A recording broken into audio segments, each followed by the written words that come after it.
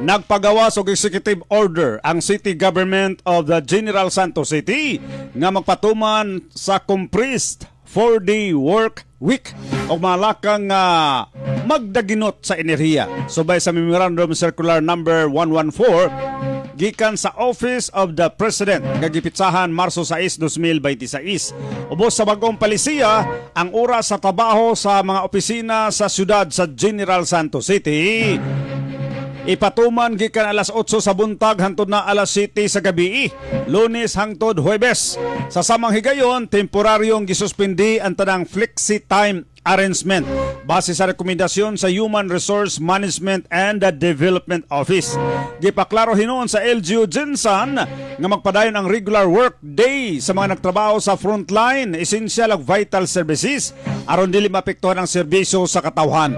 Samtang ang amping office magpadayon sa paghatag serbisyo Lunes hangtod Domingo alas 8 sa buntag hangtod alas 5 sa hapon.